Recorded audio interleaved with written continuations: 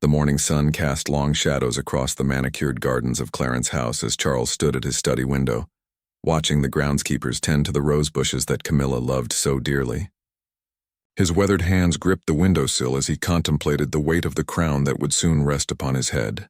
At 74, he had waited longer than any heir in British history to assume the throne, and now that the moment was approaching, he found himself questioning everything he thought he knew about duty, family, and love.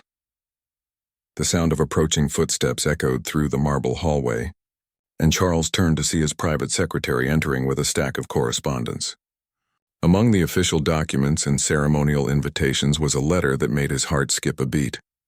The return address bore William's seal, but something about the hastily scrawled handwriting suggested urgency that went beyond typical royal protocol. Charles carefully opened the envelope, his eyes scanning the contents with growing concern. William had requested an immediate private meeting, citing matters of utmost importance to the future of the monarchy. The letter mentioned Catherine's recent discovery of documents that could potentially alter the course of royal succession. Charles felt a familiar knot forming in his stomach. The same sensation he had experienced decades earlier when his relationship with Camilla had first come under public scrutiny. Memories flooded back to the early days of his courtship with Camilla, when their love affair had been conducted in shadows and whispered conversations. He remembered the way she laughed at his environmental concerns when others dismissed them as eccentric, how she understood his need for solitude when the pressures of royal duty became overwhelming. Their relationship had weathered storms that would have destroyed lesser bonds, surviving public humiliation, divorce proceedings, and years of careful rehabilitation in the eyes of the British people. As Charles made his way to the drawing room where he would meet with William, he passed the portrait gallery that chronicled centuries of royal history. The painted eyes of his ancestors seemed to watch him with judgment, their stern expressions reminding him of the weight of tradition and expectation that had shaped every decision of his adult life.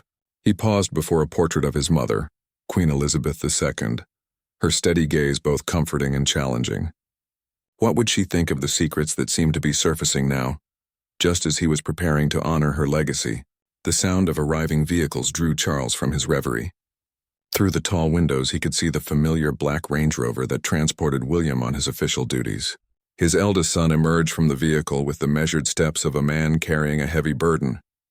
Even from a distance, Charles could see the tension in William's shoulders, the way he paused to collect himself before entering the building.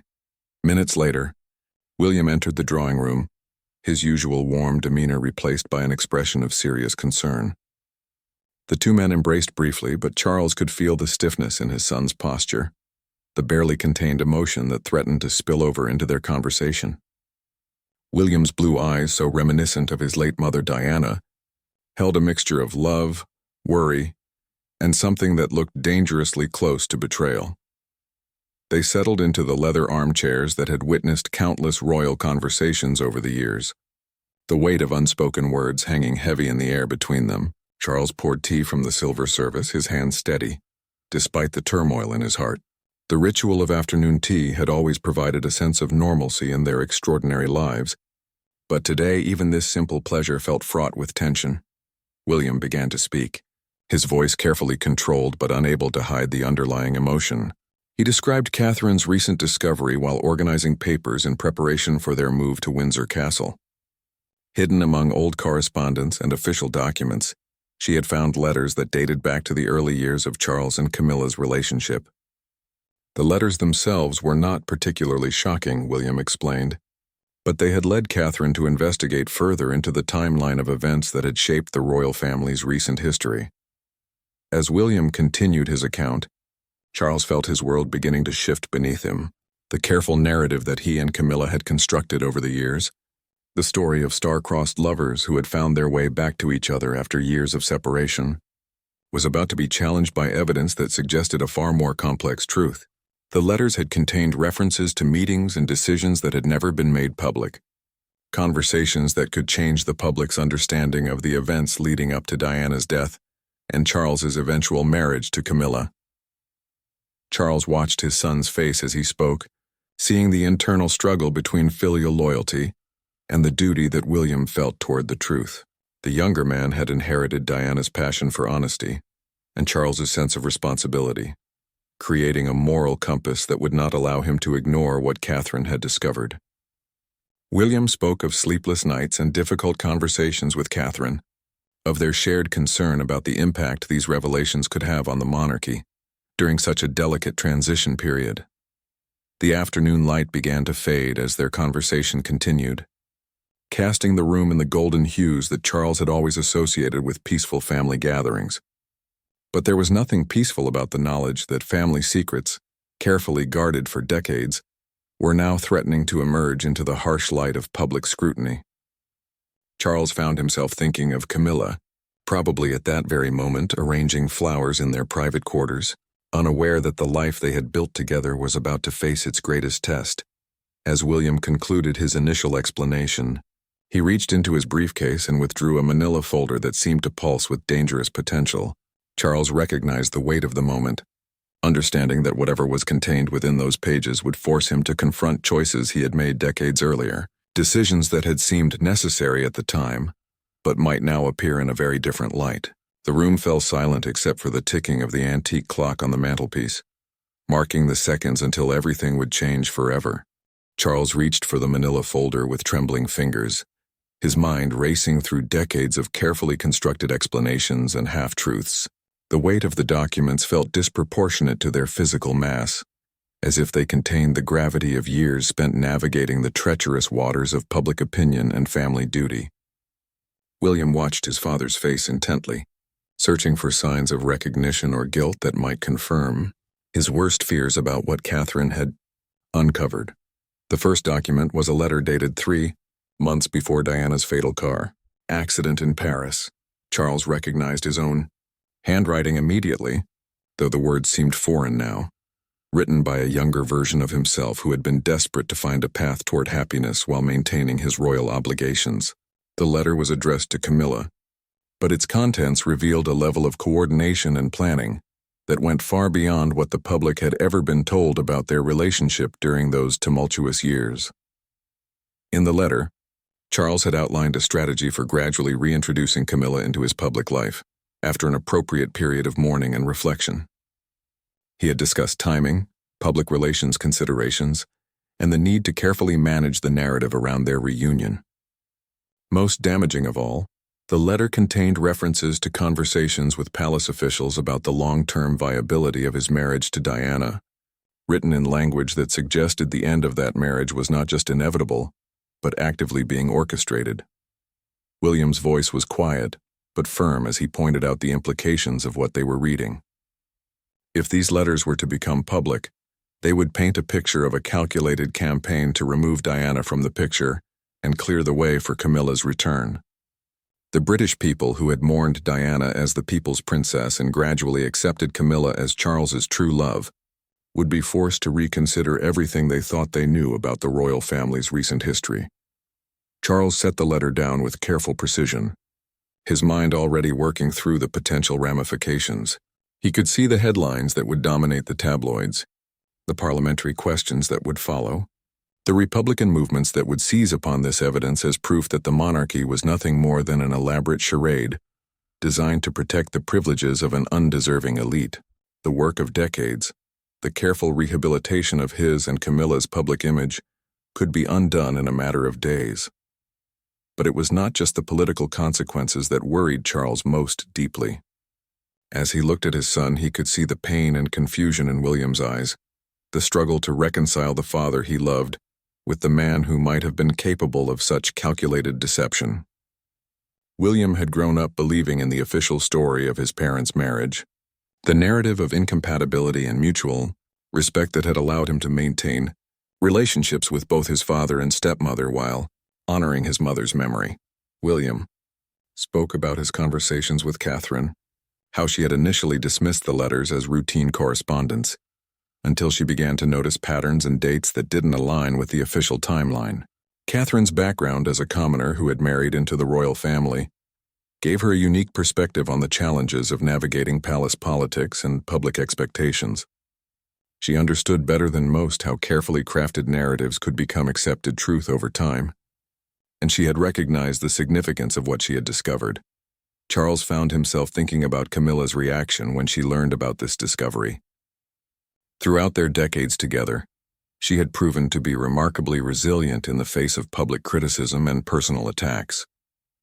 She had endured comparisons to Diana, accusations of home-wrecking, and years of cold shoulders from establishment figures who blamed her for the breakdown of Charles's first marriage.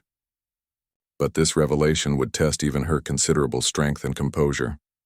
The conversation turned to the question of what should be done with this information.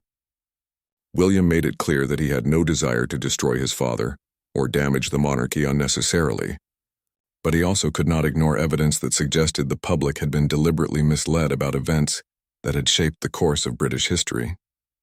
He spoke about his responsibility to his own children, Prince George, Princess Charlotte, and Prince Louis, and his desire to ensure that they inherited a monarchy built on truth rather than convenient fiction. Charles appreciated his son's moral clarity, even as it created an impossible situation for the family. He began to explain the context of those difficult years, the pressure he had felt from all sides to resolve his personal life in a way that would serve the greater good of the monarchy. He spoke about the impossible position Diana had been placed in, married to a man who loved someone else but unable to escape the golden cage of royal duty. He tried to convey the genuine affection and respect he had felt for Diana, even as their marriage crumbled under the weight of public expectation and personal incompatibility. As Charles spoke, William began to understand the complexity of the situation his father had faced. The younger man had inherited a strong sense of duty from both his parents, but he had also been fortunate enough to marry for love and build a family based on mutual respect and genuine affection. The idea of being trapped in a loveless marriage for the sake of appearances was foreign to his experience. Yet he could begin to appreciate the impossible choices that had confronted previous generations of royals. The afternoon wore on as father and son continued their difficult conversation, each trying to find a path forward that would honor both truth and family loyalty. Charles shared details about the pressures he had faced from palace advisors, government officials, and public opinion during those tumultuous years. He described the weight of knowing that his personal happiness could potentially destabilize the institution he had been born to serve, and the agonizing process of trying to find a solution that would minimize harm to all involved. William listened with growing understanding, but also with a heavy heart, as he realized the full extent of the deception that had been necessary to protect the monarchy's reputation. He thought about his own role as future king, and the possibility that he too might someday face impossible choices between personal truth and public duty. The letters that Catherine had discovered were not just historical documents, but a glimpse into the moral compromises that royal life sometimes demanded. The heavy oak door to the drawing room opened quietly, and Camilla entered carrying a tea tray, her gentle smile faltering as she sensed the tension that filled the space between father and son. She had always possessed an intuitive understanding of Charles's moods, developed over decades of navigating the complexities of their relationship, and she immediately recognized that this was no ordinary family conversation. The manila folder lay open on the coffee table between them, its contents scattered like fallen leaves that threatened to reshape the landscape of their carefully constructed life. Charles rose to greet his wife, his movements betraying none of the turmoil that churned within him. Camilla's presence had always been a source of strength and comfort, her practical nature and dry wit providing a counterbalance to his tendency toward introspection and worry. But as she approached, he could see questions forming in her intelligent eyes, the same sharp perception that had initially drawn him to her all those years ago, now threatening to uncover the crisis that was unfolding in their midst. William stood as well, his natural courtesy intact despite the emotional weight of their discussion. He had grown to appreciate Camilla's role in his father's life, recognizing the happiness and stability she had brought to a man who had spent too many years struggling with duty and unfulfilled longing. Their relationship had not been easy to accept initially, colored as it was by loyalty to his mother's, memory, and the public narrative that painted Camilla as the other woman who had destroyed his parents' marriage. Camilla set down the tea tray with characteristic efficiency, her movements precise and unflurried despite the obvious tension in the room.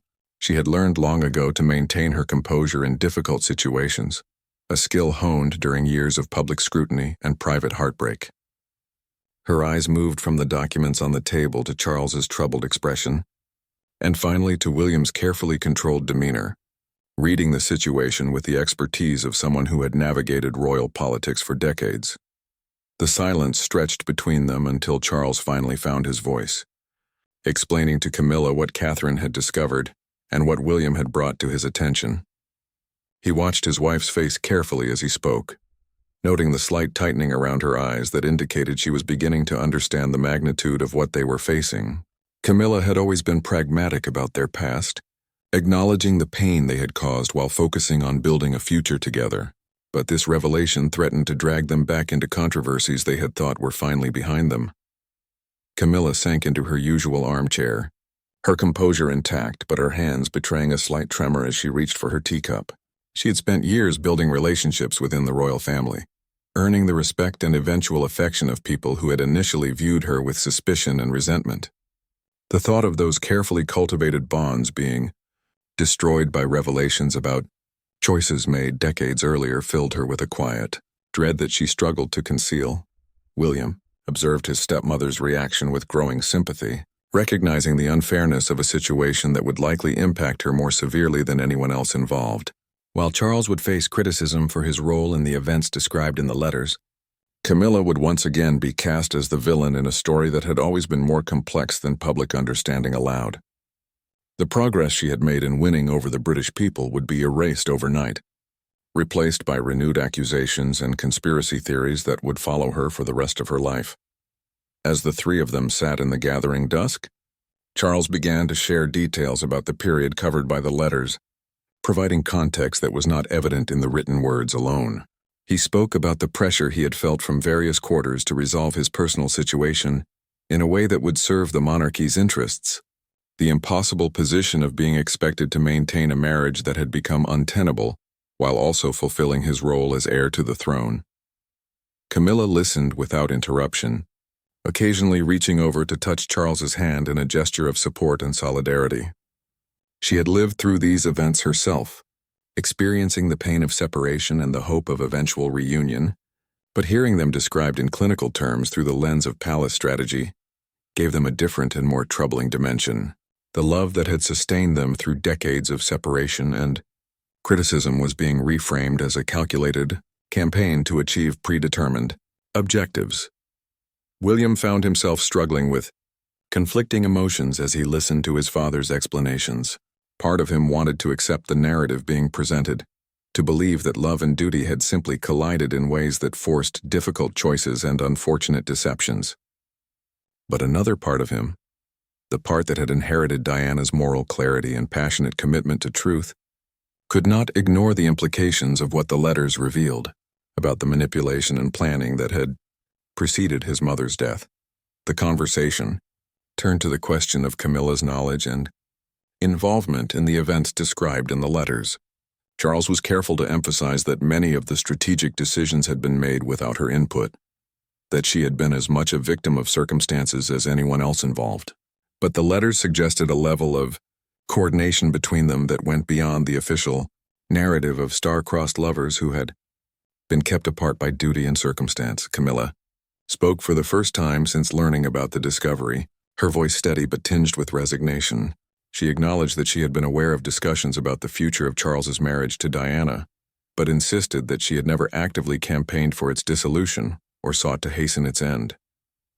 Her primary concern, she explained, had always been Charles's happiness and well-being, and she had genuinely believed that everyone involved would ultimately be better served by honest acknowledgement of the situation rather than continued pretense. The weight of years seemed to settle over the three of them as they contemplated the implications of Catherine's discovery.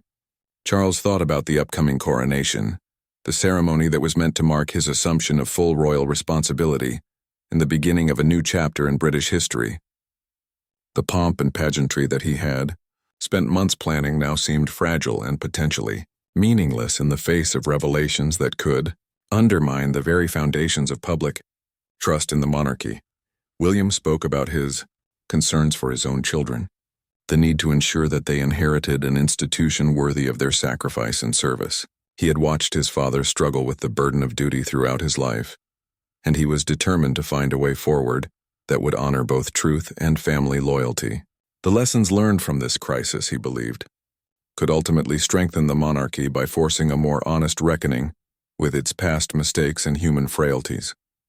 As evening approached and the conversation continued, the three family members began to wrestle with questions that had no easy answers. The documents that Catherine had discovered could not be undiscovered, and the truth they contained would not remain hidden indefinitely. The challenge now was to find a way to address these revelations in a manner that would preserve both personal relationships and institutional integrity, knowing that the choices they made in the coming days would echo through generations of royal history. The grandfather clock in the corner chimed 8 times, its resonant notes echoing through the drawing room as the weight of unspoken decisions settled over the royal family. Charles found himself studying the faces of the two people who meant most to him in the world, seeing in their expressions the reflection of his own internal struggle between duty and truth. The evening had transformed what began as a family crisis into something much larger, a moment that could potentially redefine the monarchy's relationship with the British people. William broke the contemplative silence by sharing additional details about Catherine's discovery process. She had initially been organizing documents for their move when she stumbled upon a hidden compartment in an antique desk that had belonged to Diana. Inside, carefully preserved and organized, were not just Charles's letters but correspondence from palace officials, government ministers, and even members of the security services that painted a picture of coordinated efforts to manage what they euphemistically termed the Wales situation. The revelation that Diana herself had preserved these documents added another layer of complexity to an already difficult situation. Charles felt a chill as he realized that his late wife had been far more aware of the maneuvering around her than anyone had suspected. The letters suggested that she had been building her own record of events, perhaps planning to use them to protect herself or set the record straight at some future point. Her death had ended those plans, but the evidence remained as a silent testament to her understanding of the forces working against her. Marriage. Camilla's composure finally cracked as she contemplated the implications of Diana's documentation. Throughout the years of public criticism and media speculation, she had comforted herself with the belief that Diana had understood and eventually accepted the reality of Charles's feelings. The existence of these carefully preserved letters suggested a different narrative, one in which Diana had felt betrayed and manipulated rather than simply unfortunate in love. The guilt that Camilla had carried for decades suddenly felt heavier, less manageable than it had in years. Charles reached across the space between their chairs to take Camilla's hand, feeling the tremor in her fingers that betrayed her emotional state. He thought about the young woman who had captured his heart so completely all those years ago. Her irreverent humor and fierce loyalty, creating a bond that had survived separation, scandal, and public condemnation. The idea that their love story might be reframed as a cynical political calculation filled him with a sadness that went beyond personal consequences to encompass a loss of meaning in the very foundation of their life together. William continued his account of Catherine's research, explaining how she had consulted with historians and archivists to verify the authenticity and significance of what she had found. The documents were undeniably genuine, and their implications were far more extensive than the family had initially realized. Catherine had discovered evidence of coordination between Charles's household and various establishment figures that extended well beyond romantic correspondence into the realm of political strategy and succession planning. The conversation turned to the question of what other family members knew about these documents and their contents. William revealed that Catherine had shared her discovery with him alone, waiting to gauge his reaction before deciding how to proceed. They had spent sleepless nights discussing the moral and practical implications of the revelation, weighing their duty to truth against their loyalty to family and institution. Catherine's outsider perspective had proven valuable in helping William understand how devastating these revelations could be to public trust in the monarchy. Charles found himself thinking about his other son, Harry, and the additional complications that these revelations could create for a family already strained by geographic distance and public disagreements. Harry's relationship with Camilla had always been more complex than William's, colored by his young age when his parents divorced and his fierce protectiveness of Diana's memory. The discovery that Diana had been more aware of palace machinations than anyone knew would likely confirm Harry's worst suspicions about the treatment his mother had received. Camilla spoke quietly about her fears for the future, not just for herself, but for the institution that Charles had dedicated his life to serving. She had never sought to be queen, accepting the role only because of her love for Charles and her understanding of what the monarchy meant to him. The thought that her presence in his life might ultimately damage the very thing he valued most was almost unbearable. She spoke about the possibility of stepping aside, of removing herself from the equation to protect both Charles and the crown. The suggestion that Camilla might withdraw from public life prompted an immediate and emotional response from Charles. He spoke passionately about the injustice of expecting her to pay the price for decisions that had been made by many people under extraordinary pressure. Their love had been real and enduring, whatever strategic calculations might have surrounded it, and he would not allow it to be sacrificed on the altar of political expediency. The strength of his reaction revealed the depth of his commitment to the woman who had stood by him through decades of difficulty. William observed this exchange with growing understanding of the impossible position his father had occupied during those tumultuous years. The young prince had grown up with the privilege of marrying for love and building a family based on mutual respect and genuine affection, choices that had been luxury rather than given for previous generations of royals. He began to appreciate the weight of duty that had shaped every major decision of his father's adult life, even as he struggled with the deception that had been necessary to navigate those competing obligations. As the evening wore on, the three family members began to explore possible paths forward that might allow them to address the crisis while preserving both personal relationships and institutional integrity. Charles spoke about the possibility of making a public acknowledgement of the document's existence, framing them within the context of the extraordinary pressures facing the royal family during that period. Such transparency might be painful in the short term, but could ultimately strengthen public trust by demonstrating the monarchy's commitment to honesty and accountability.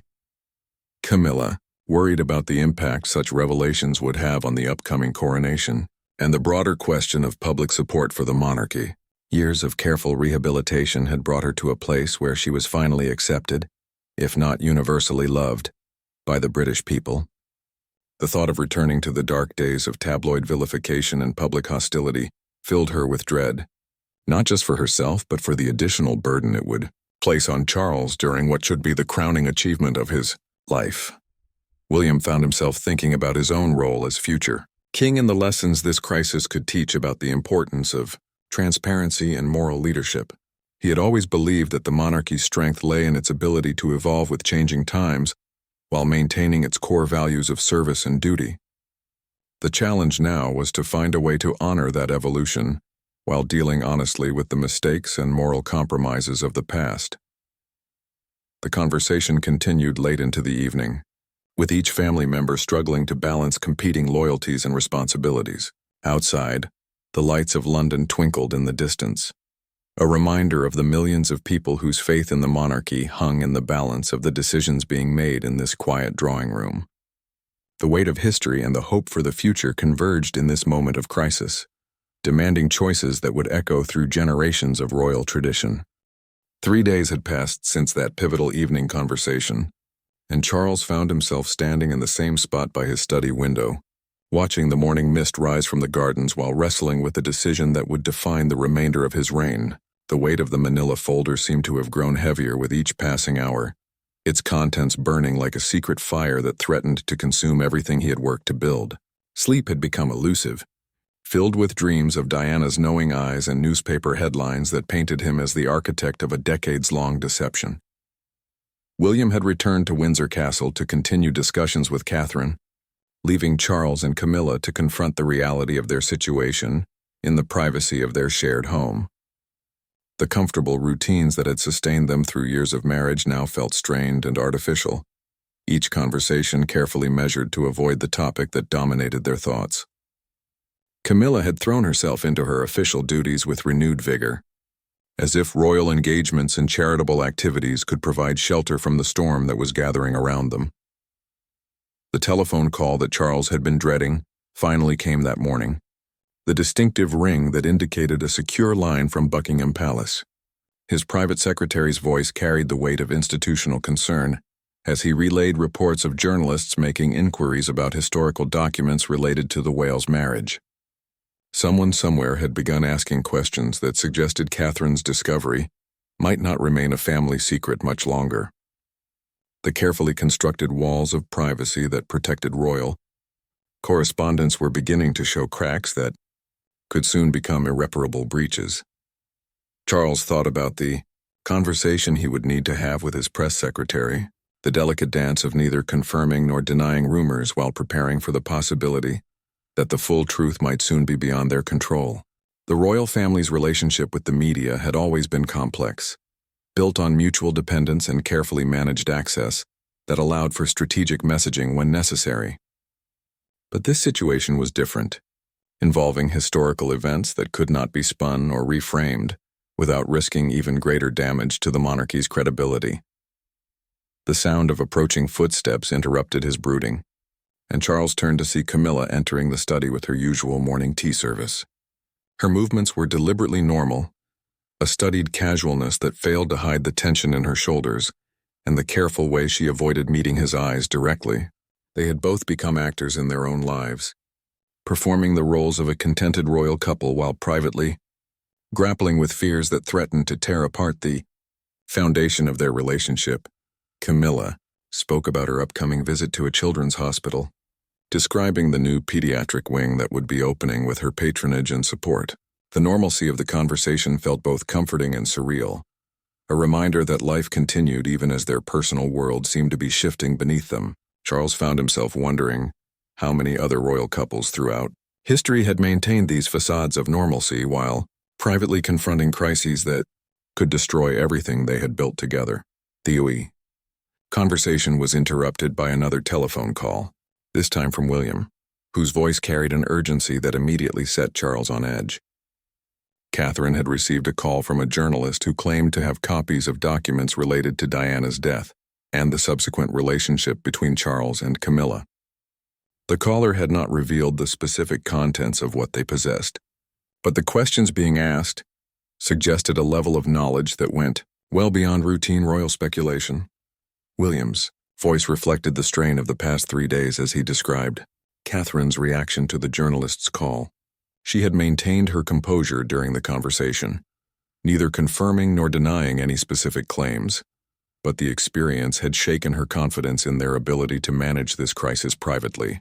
The reality that their family secret was becoming public knowledge forced a new urgency into their decision-making process. Compressing what they had hoped would be a careful deliberation into a matter of immediate necessity. Charles felt the familiar weight of responsibility settling over him as he realized that the luxury of time had been taken away from them. The careful balance between duty and truth that he had been trying to achieve would now have to be struck under the harsh glare of media attention and public scrutiny. The coronation, still months away but already dominating palace planning, suddenly seemed like a distant dream rather than an approaching reality. After ending the call with William, Charles turned to find Camilla watching him with an expression that combined love, fear, and resignation in equal measure. She had heard enough of the conversation to understand that their private crisis was about to become a public scandal, and her face reflected the weight of years spent building a public persona that was about to be subjected to renewed attack. The progress she had made in winning acceptance from the British people would likely be erased overnight, replaced by the old narratives of manipulation and betrayal that had haunted their early years together. Charles crossed the room to take Camilla's hands in his, feeling the slight tremor that betrayed her emotional state despite her outward composure. He spoke about his love for her, his refusal to allow political considerations to destroy what they had built together, and his determination to face whatever consequences might arise from their past decisions. The strength of his commitment seemed to provide some comfort to Camilla, but both of them understood that love alone might not be sufficient to weather the storm that was approaching. The discussion turned to practical considerations about how to handle the growing media interest while protecting other family members from unnecessary damage. Charles thought about his grandchildren, Prince George, Princess Charlotte, and Prince Louis, and the impact that renewed scandal could have on their young lives. He remembered his own childhood experiences with media attention and public scrutiny, the way palace staff had worked to shield him from the worst aspects of public life while still preparing him for his future role. Camilla raised the possibility of taking a temporary step back from public duties, allowing the initial wave of media attention to focus on Charles while she removed herself from the equation. The suggestion was made with characteristic pragmatism, but Charles could hear the pain beneath her practical words. After decades of fighting to earn her place within the royal family, the thought of voluntarily withdrawing felt like a betrayal of everything they had worked to achieve together. The morning continued with a series of increasingly urgent consultations as the palace machinery began to respond to the developing crisis. Legal advisors were brought in to assess the implications of the document's potential publication, while communications experts began developing strategies for managing public reaction to whatever revelations might emerge. The careful choreography of royal life, usually planned months or even years in advance, was being replaced by crisis management protocols that few had hoped would ever be necessary. As afternoon approached, Charles found himself facing a decision that he had been avoiding since William's initial visit. The choice between attempting to suppress the story through legal channels or taking control of the narrative by making voluntary disclosures carried enormous risks either way. Suppression would likely fail while creating an appearance of guilt and cover-up, but voluntary disclosure could open floodgates of additional scrutiny and speculation that might prove equally damaging. The weight of kingship, still theoretical but growing more real with each passing day, pressed down upon Charles as he contemplated choices that would affect not just his own family but the entire institution of monarchy. The lessons of his mother's long reign, built on discretion and careful management of personal information, seemed less applicable in an age of digital communication and social media speculation. The rules that had governed royal privacy for generations were being rewritten by forces beyond palace control, demanding new approaches to old problems of duty and disclosure. The emergency meeting had been called for 4 o'clock that afternoon, bringing together the most senior advisors from across the royal household to address what was rapidly becoming an existential crisis for the monarchy. Charles sat at the head of the mahogany conference table in the palace's most secure meeting room, surrounded by faces that reflected the gravity of the situation they were confronting. The private secretary, press secretary, legal counsel, and communications director had all been briefed on the essential details. Their collective expertise focused on finding a path through the minefield that lay ahead. William had driven up from Windsor Castle, leaving Catherine with the children, while he joined his father in what felt increasingly like a war council. The documents that had started this crisis lay spread across the conference table, each page representing another potential explosive revelation that could reshape public understanding of recent royal history. The atmosphere in the room was tense but professional, with decades of palace experience brought to bear on a problem that threatened to undermine everything the institution represented. The communications director spoke first, outlining the media landscape they were facing and the various scenarios that could unfold depending on how they chose to respond. Social media had already begun buzzing with speculation about why certain journalists were asking questions about Diana and Charles, creating an echo chamber of conspiracy theories that grew more elaborate with each passing hour.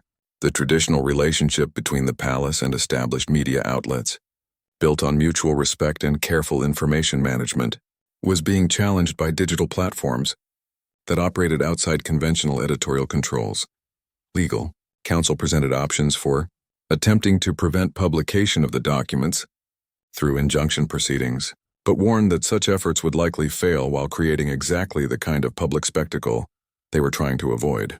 The Streisand effect was well understood by everyone in the room, the tendency for attempts at suppression to generate far more attention than the original revelation might have received.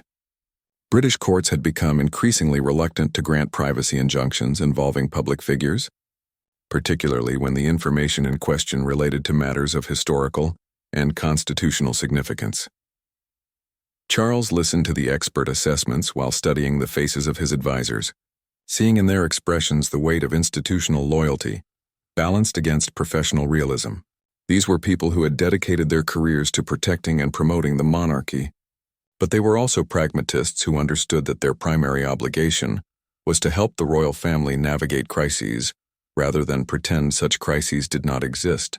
The frank nature of their advice reflected years of experience with media management and constitutional law.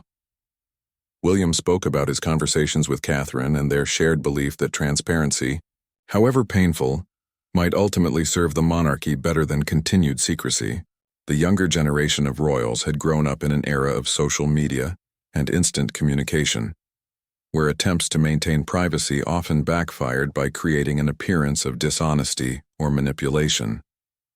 His perspective challenged some of the traditional palace approaches to crisis management, but it resonated with advisors who had watched other institutions struggle with similar challenges in the digital age. The press secretary raised concerns about timing, noting that the approaching coronation created both opportunities and dangers for how any revelations might be received by the public. A well-managed disclosure could be framed as part of Charles's preparation for kingship, an acknowledgement of past mistakes coupled with a commitment to greater transparency in the future. Conversely, revelations that appeared to be forced by media pressure could overshadow the entire coronation ceremony and create lasting damage to the monarch's credibility. As the meeting continued, Charles found himself thinking about Camilla's absence from these discussions and the isolation she must be feeling, as her future was debated by people who, despite their loyalty, could never fully understand the personal cost of the decisions being contemplated. The woman who had stood by him through decades of criticism and public hostility was now facing the possibility of renewed attacks that could be far more damaging than anything she had previously endured. The conversation turned to specific strategies for managing different disclosure scenarios, with communications experts outlining approaches that could minimize damage while maximizing the monarchy's control over the narrative. One proposal involved a carefully staged interview where Charles would acknowledge the existence of the documents while providing context about the extraordinary pressures facing the royal family during that period. Another suggestion focused on written statements that could be released gradually, allowing public opinion to process each revelation before moving to the next level of disclosure. William raised the question of Harry's involvement in any public response, noting that his brother's perspective as Diana's son would carry significant weight with public opinion. The relationship between the brothers had been strained in recent years, but this crisis transcended personal disagreements and touched on fundamental questions about their mother's legacy and treatment.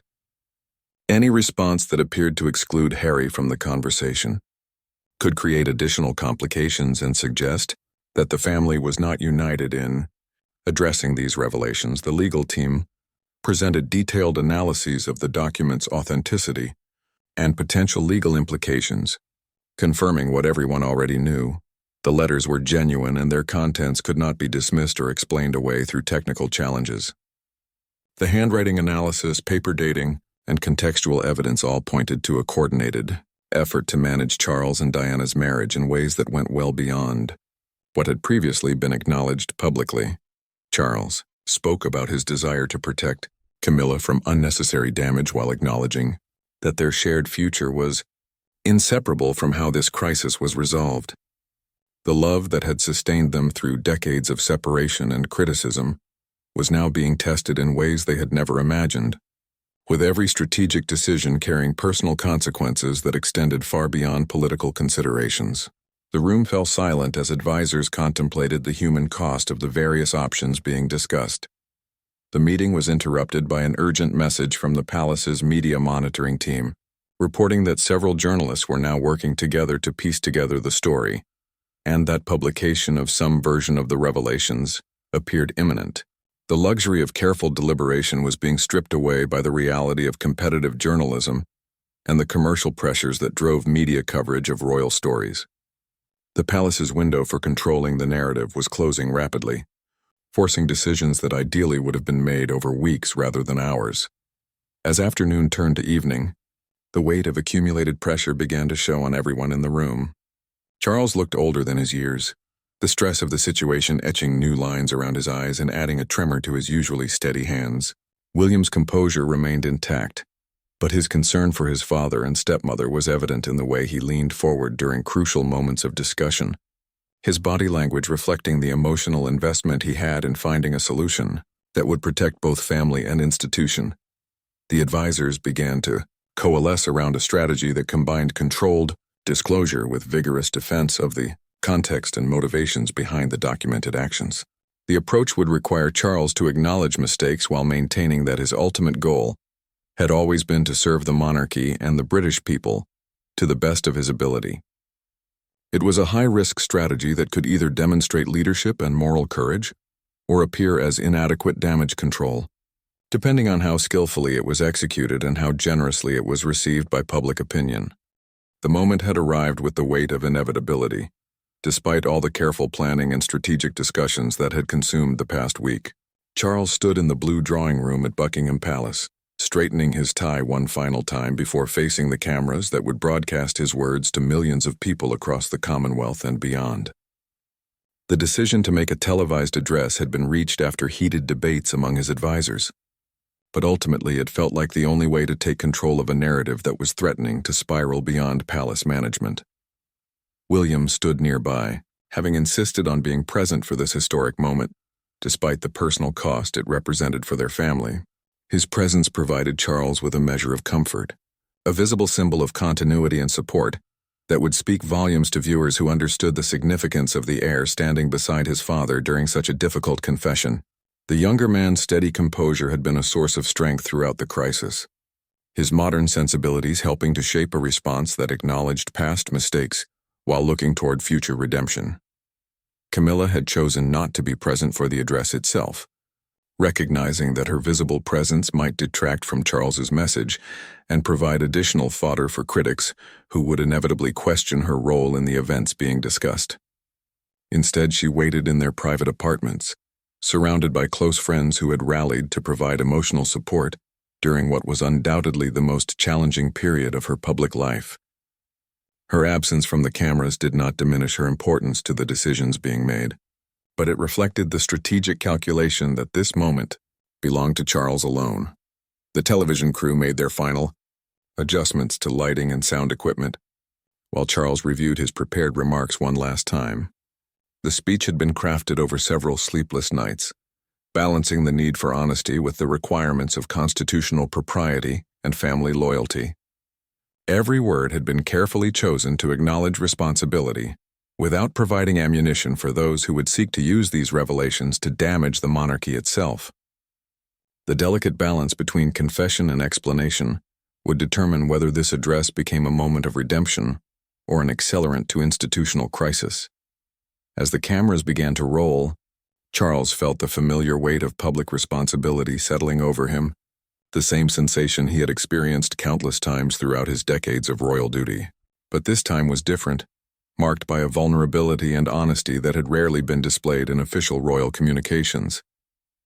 The man who would soon be crowned king was about to reveal himself as fallibly human, acknowledging mistakes and moral compromises that had shaped both his personal life and the recent history of the monarchy. Charles began by addressing the British people directly, his voice steady despite the emotional weight of what he was about to reveal. He spoke about the documents that had come to light, acknowledging their authenticity while providing context about the extraordinary pressures and impossible choices that had confronted the royal family during the difficult years surrounding his divorce from Diana. The words came slowly but clearly, each sentence carefully measured to balance honesty with dignity, confession with explanation. The address continued with Charles taking direct responsibility for decisions that had caused pain to people he loved, particularly Diana, whose memory he honored while acknowledging the ways in which their marriage had been affected by his feelings for Camilla. He spoke about the complexity of royal duty during that period, the conflicting pressures from various advisors and constituencies, and the ultimate failure to find solutions that would have preserved everyone's happiness and dignity. The admission was unprecedented in its personal nature, revealing a level of royal vulnerability that had not been seen since the aftermath of Diana's death. William watched his father's performance with a mixture of pride and heartbreak, seeing in Charles's careful words the weight of years spent carrying secrets that had shaped every major decision of his adult life. The younger man understood better than most the courage required to make such a public confession, the willingness to sacrifice personal privacy for the greater good of institutional integrity. The address represented not just political damage control, but genuine moral leadership, an acknowledgement that even kings must answer for their human failings.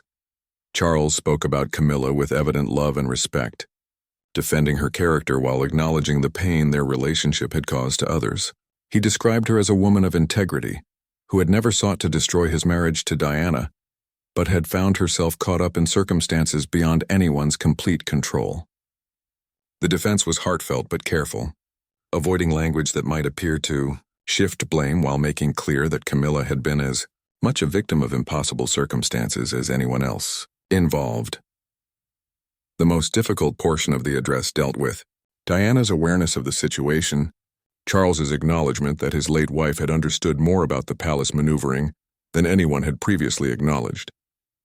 He spoke about her intelligence and perceptiveness, her right to know the truth about her circumstances, and his regret that better solutions had not been found to protect everyone involved. The words carried genuine emotion, revealing depths of remorse that had been hidden beneath years of public stoicism and constitutional duty. As the address moved toward its conclusion, Charles spoke about the lessons learned from these painful experiences and his commitment to greater transparency and moral leadership as he prepared to assume the throne. He acknowledged that the monarchy could only maintain public support by demonstrating accountability and human decency, qualities that sometimes required admitting mistakes rather than maintaining facades of perfection. The words represented a fundamental shift in royal communication, embracing vulnerability as a source of strength rather than weakness. William stepped forward as the cameras continued rolling, grasping his father's hand in a gesture that spoke louder than any prepared statement could have. The simple act of physical support and family solidarity provided a powerful visual conclusion to the address, demonstrating that the royal family remained united, despite the revelations that had tested their bonds. The handshake lasted only seconds, but it conveyed forgiveness, understanding, and shared commitment to moving forward together.